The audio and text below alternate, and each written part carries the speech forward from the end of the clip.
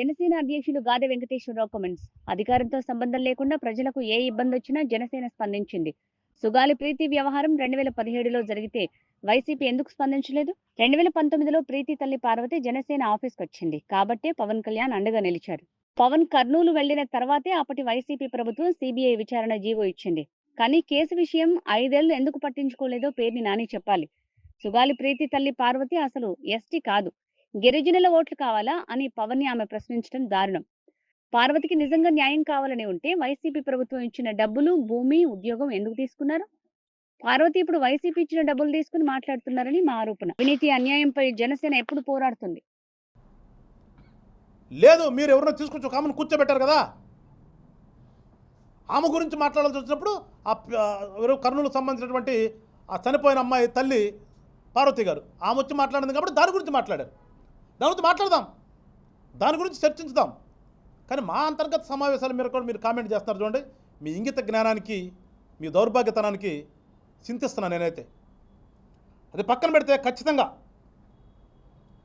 Vizag steel plant మీ హయాంలో ప్రైవేటీకరణ అవుతుందన్నప్పుడు ఎవడన్నా నోరెత్తారా? మీరు ఎవరన్నా రోడ్డు మీదకి వచ్చి మాట్లాడారా? మీరు ఇప్పుడేదో మేము కార్యాచరణ పెడుతున్నాము, 97 వార్డులు ఉన్నాయి, 32 మంది కార్పొరేటర్లు ఉన్నారు, రోజుకు ఒకళ్ళని చేస్తాము, అన్ని నియోజకవర్గాల నుంచి తీసుకొస్తాము, ఏమైపోయారు గతంలో? మరి జనసేన దాని గురించి మాట్లాడేదాకా ఏమైపోయారు? వైఎస్ఆర్ పార్టీ వాళ్ళు 151 మంది ఉన్నారు కదా పోయినసారి. మాట్లాడితే ఢిల్లీ పోయి మోడీ గారికినో అమిత్ షా గారికినో ఒక విగ్రహం ఇచ్చి షాలు కప్పొచ్చారు కదా. ఆ రోజు మీ నోట్లోంచి రాలేదా విశాఖపట్నం స్టీల్ ప్లాంట్ ప్రైవేటీకరణ వద్దు అనే మాట? ఇవాళ గుర్తొచ్చిందా మీకు? ఇవాళ మళ్ళా చెప్తున్నాం, జనసేన పార్టీ ఎప్పుడు ప్రజల పక్షాన ఉంటుంది. ప్రజల నోటి దగ్గర నుంచి ఎవడన్నా లాక్కుంటున్నాడంటే ఖచ్చితంగా అడ్డుపడేది ఈ రాష్ట్రంలో జనసేన పార్టీనే. ఇవాళ దానికి ఉన్నటువంటి సమస్యలు ఉన్నాయి, ఆ సమస్యలన్నింటినీ తీర్చి మళ్ళీ అక్కడ ఉన్నటువంటి ఎంప్లాయీస్ అందరూ కూడా అక్కడ హ్యాపీగా బతికే విధంగా జనసేన పార్టీ ప్రణాళిక చేస్తుంది. దాని గురించి మాట్లాడాం మేము.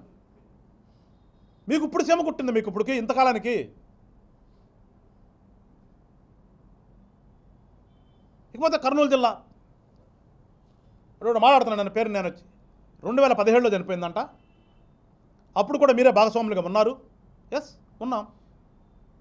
మేము భాగస్వాములుగా లేమి గుర్తెచ్చుకోండి. ఆంధ్ర రాష్ట్రం విడిపోయిన తర్వాత ఒక సుస్థిరమైన ప్రభుత్వం కావాలి, ఒక నమ్మకం ఉన్నటువంటి నాయకుడు కానీ, ఒక అనుభవం ఉన్నటువంటి నాయకుడు కావాలని ఆ రోజున మేము కూటమికి సపోర్ట్ చేశాం. ప్రభుత్వంలో భాగం కాదు మేము పోటీ చేయకుండా ఆగిపోయి ఓట్లేమని చెప్పాం తెలుగుదేశానికి. మీరు ప్రతిపక్షంలో ఉన్నారు కదా. మరి మీరు 2017లో జరిగితే ఏం పీకారు? మీరు ఎందుకు మెలకుండా కాము కూర్చున్నారు? మీరు అందరూ కూడా ఏం పెట్టుకున్నారు రోడ్లో? మీరు అందరూ కూడా ఆ రోజున క్యారెట్ పెట్టుకున్నారా, చాక్లెట్ పెట్టుకున్నారా? మీరంతా 2017లో జరిగింది. మీరే చెప్తున్నారు కేసు కట్టారు, వాళ్ళు అక్కడ అనుమానితులను అరెస్ట్ చేశారు. కానీ ఆమె తల్లి, ఎవరైతే చనిపోయినటువంటి సుగాలి ప్రీతి గారి తల్లి పార్వతి గారు ఉందో, వాళ్ళకి అనుమానం ఉంది. ఆ అనుమానంతో వాళ్ళు అప్పటి నుంచి చూస్తున్నారు. మీరేం చేశారు? ప్రతిపక్షం ఉన్నప్పుడు మీరేనా మాట్లాడారు దాని గురించి? చెప్పండి. మీరు లేదు, అధికారంలోకి వచ్చిన తర్వాత దాని గురించి అయినా మాట్లాడారు మీరేమన్నా? మా నాయకుడు వాడిపోయినప్పటికీ కూడా 2019 ఎలక్షన్ అయిపోయిన తర్వాత ఈ సుగాలి పార్వతి అనే ఆమె మా ఆఫీస్కి వచ్చి కలిసింది కాబట్టి మేము న్యాయంగా నీకు అండగా ఉంటాం, మా అన్యాయం జరిగితే అని చెప్పాడు కాబట్టి ఫిబ్రవరి నెలలో అక్కడికి వెళ్ళడం జరిగింది. 2020లో ఫిబ్రవరి నెలలో వెళ్ళి ఈమెకు అన్యాయం జరిగింది, ఒక స్కూల్లో చదువుతున్నటువంటి పిల్ల అనుమానాస్పత్రిలో చనిపోతే దాని గురించి ఎందుకని ఇప్పుడు దాకా మీరు తాత్సారం చేస్తున్నారని చెప్పి మాట్లాడాడు. అప్పుడు దాకా మీకు చల్లం లేదు కదా. మాట్లాడిన తర్వాతే కదా మీరు ఒక జీవన్ ఇష్యూ చేశారు సిబిఐకి అని. ఏమైపోయింది మరి? 2020లో సిబిఐకి జీవో ఇష్యూ చేస్తే ఈ రోజుకు కూడా ఏమైపోయింది? ఎందుకు వెళ్ళలేదు? మీ చిత్తశుద్ధి అదేనా మీది? చెప్తారు కదా, మీ మహిళల పట్ల ఉన్న గౌరవం అదా? ఇప్పుడు వచ్చి మాట్లాడతారు మీరు. జీవో ఊరికి కంటి తురుపు సరిగా జీవో అన్నారు, పక్కన పడేశారు. తర్వాత మళ్ళీ మా నాయకుడు పోరాటం చేస్తున్నారని బట్టే కదా మీరు ఆ రోజున ఇచ్చినటువంటిది. ఏదో 5 ఎకరాలు ఇచ్చారని చెప్పి మీ గవర్నమెంట్లో వచ్చింది, మీ గవర్నమెంట్ రావడం మేము చెప్పలేదు కదా. ఇచ్చారు నష్టపరిహారం కింద ఎస్సీ ఎస్టీ యాక్ట్ కడితే. అప్పుడు దాకా మీరు అది కూడా లేదు, ఎస్సీ ఎస్టీ యాక్ట్ కింద తీసుకుని పరిగణించి మీరు వాళ్ళకి గవర్నమెంట్ ఇచ్చేటువంటి ఫెసిలిటీస్ కల్పించారు. ఎస్, సంతోషమే మాకు కూడా. కానీ మేము అడిగిందండి, ఆమె తల్లి గారు ఆరోపిస్తుంది ఎవరినైతే ముద్దాలుగా చూపించారో వాళ్ళు కాదు, ఇంకా ఉన్నారు, దాంట్లో మీరు ఎంక్వైరీ చేసి వాళ్ళందరూ కూడా శిక్షలు పడే విధంగా చేయండి అని చెప్పేసి ఆమె రోడ్డు ఎక్కినప్పుడు 5 సంవత్సరాల పరిపాలన ఏం చేశారబ్బా మీరు? ఏం పేరునాయన్ గారు, ఏం అంబటి రాంబాబు గారు ఇవాళ మాట్లాడుతారు వచ్చి ఏం చేశారన్నా మీరు? ఇద్దరు కూడా మంత్రులు ఎలగబెట్టారు కదా మీరు. 2020లో జీవో ఇష్యూ చేశారు సిబిఐకి అని, అది ఎటుపోయిందో తెలియదు. ఆమె నా పిల్లకి అన్యాయం జరిగిందని రోడ్డు ఎక్కింది, దాని గురించి పట్టించుకోలేదు, ఏదో ఇచ్చామన్నారు. ఇవాళ వచ్చి మళ్ళీ దాని గురించి మీరే కట్ చేస్తే మీరేనట్టుగా కళ్ళు మూసుకుంటే అయిపోతున్నారు కదా.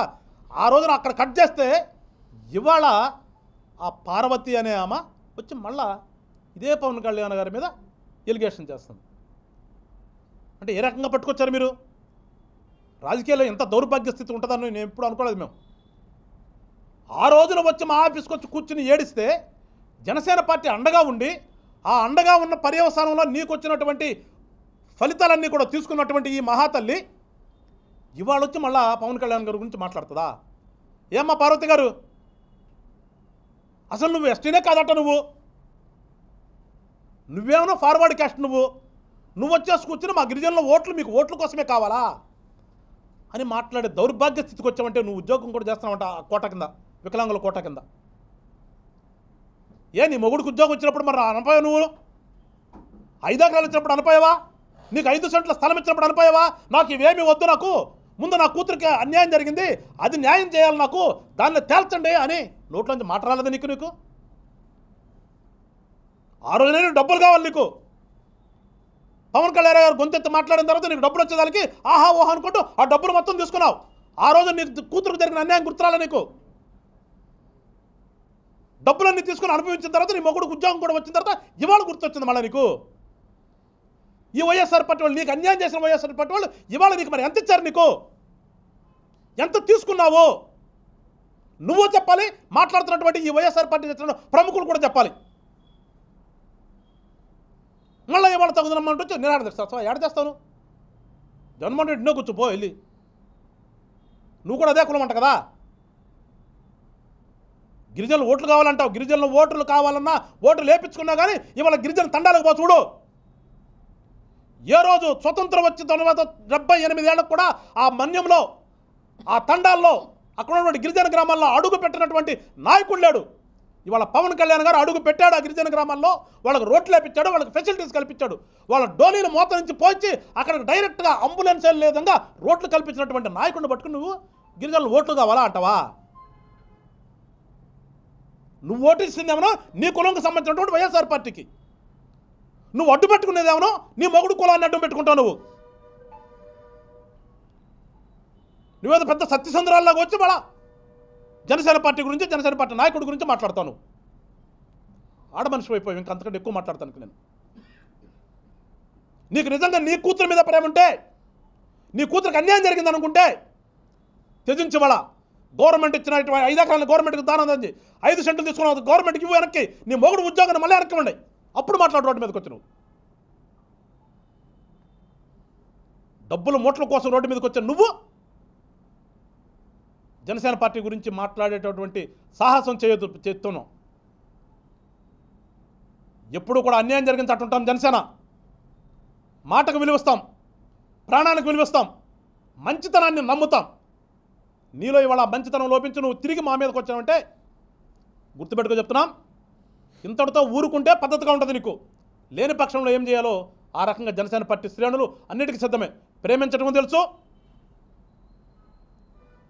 ఆ ప్రేమను వేరే రకంగా వస్తే ఏం చేయాలో అది కూడా తెలుసు జనసేన సైనికులకు అని చెప్పి గుర్తుపెట్టుకో పార్వతి గారు.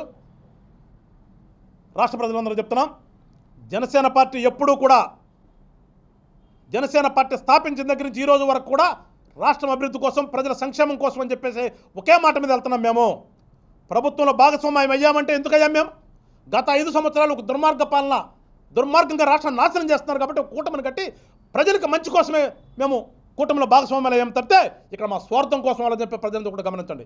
నిన్న కూడా మా నాయకుడు స్పష్టంగా చెప్పాడు, ఒక ఆశయంతో ఏర్పడినటువంటి పార్టీ జనసేన పార్టీ, ఒక సిద్ధాంతాలు పెట్టుకుని వచ్చినటువంటి పార్టీ జనసేన పార్టీ. ఆ సిద్ధాంతాలు ఏవైతే 7 సిద్ధాంతాలు ఉన్నాయో ఆ సిద్ధాంతాలు ఎక్కడ కూడా మేము డివేట్ కాబోవడం కూడా ఇప్పుడు కూడా పర్యావరణాన్ని రక్షిస్తాం, అవినీతి లేకుండా మేము ముందుకెళ్తాం అనే సిద్ధాంతాలతో వెళ్తున్నాము. అదేవిధంగా భాగస్వామ్యం అయినప్పటికీ కూడా జన శ్రేణులందరూ కూడా క్లియర్గా మా నాయకుడు పిలిపించాడు. మీరు గతంలో మనం ఎట్లా పోరాటం చేసాం అన్యాయం మీద, ఇవాళ మనం భాగస్వామ్యం అయినా సరే ఏమైనా తప్పులు జరిగితే మీరు ఖచ్చితంగా మీ పని మీరు చేయండి అని చెప్పేసి మాకు సూచన మాకు. మేము ఆ రకంగా రేపు కూడా వెళ్తాం. మేము భాగస్వామ్యం అయినప్పటికీ కూడా గుంటూరు జిల్లాలో గతంలో నేను ఏ రకంగా అయితే గత ప్రభుత్వం మీద అన్యాయాలు జరుగుతుంటే వ్యతిరేకంగా ఏ రకంగా పోరాడామో, ఇవాళ కూడా ఎక్కడైనా అన్యాయం జరిగితే భాగస్వామ్యం అయినప్పటికీ కూడా పోరాటం చేస్తామని చెప్పేసి రాష్ట్ర ప్రజలందరూ గుర్తించాలని చెప్తున్నాం. మేము ప్రజల కోసం రాష్ట్రం కోసం ఏర్పడ్డాం తప్పితే ఎక్కడ పార్టీగా మా వ్యక్తిగత లబ్ధి కోసం కాదు, మా వ్యక్తిగత స్వార్థం కోసం కాదు. ఎక్కడ ప్రజలకు అన్యాయం జరిగితే అక్కడ ఖచ్చితంగా తిరుగుతాం. మా భాగస్వామ్య పార్టీ ఎమ్మెల్యేలు ఉన్నా మంత్రులు ఉన్నా కానీ తప్పు జరిగితే తప్పని నినదించేటటువంటి ధైర్యం జనసేన పార్టీ నాయకులకి జనసేన పార్టీ కార్యకర్తలకి ఉందని చెప్పేసి రాష్ట్ర ప్రజలను గమనించండి. ఎక్కడా కూడా మేమేం కాముగా లేము. ప్రభుత్వంలో ఉన్నాం కాబట్టి మంచి జరగాలని కోరుకుంటున్నాం. మంచి జరిగే విధంగా మేము ప్రయత్నం చేస్తున్నాం. ఎక్కడైనా ప్రజలకు ఇబ్బంది అయితే మీరు జనసేన పార్టీ ఆఫీస్ తలుపు తట్టండి. మీ పక్షాన ఎప్పుడు కూడా జనసేన పార్టీ ఉంటుంది. వైఎస్ఆర్ పార్టీ పెద్దలు చెప్పినట్టుగా పవన్ కళ్యాణ్ గారు ఏమి పదవి తీసుకుని ఊరుకున కూర్చోడు. మీ మీద కలిసి ఉండాలన్నంత మాత్రం వాళ్ళ క్రిటిసైజ్ చేస్తున్నారు, నువ్వు ఎప్పుడు ఇట్టాగా ఉంటావని. మాకు ప్రజల హితం ముఖ్యం, మా యొక్క ఎదుగుదల కాదు, మా యొక్క స్వార్థం కాదు. మాకు ప్రజల హితం కోసం కలిసి ఉంటామని చెప్తున్నాడు. రాష్ట్రం అభివృద్ధి కోసం కలిసి ఉండాలని చెప్తున్నాడు. ఈ అంబటి రాంబాబు లాగానో ఈ పేరు నన్ను చెప్పినట్టుగానో వచ్చి ఎప్పుడు ఇట్టగా ఉంటావా? నీకు అవసరం రా బాబు సంపాదించుకోవడానికి పదవి, నీకు అవసరం కేసుల నుంచి బయటపడటానికి. కానీ మాకు ప్రజలు ముఖ్యం, మాకు రాష్ట్రం ముఖ్యం, ప్రాంతం ముఖ్యం. మా ప్రాంతం బాగుండాలని కోరుకునే వాళ్ళం, మా ప్రజలు బాగుండాలని కోరుకునే వాళ్ళం, మా రాష్ట్రం బాగుండాలని కోరుకున్నాము, తద్వారా దేశం బాగుండాలని కోరుకునేటువంటి పార్టీ జనసేన పార్టీ.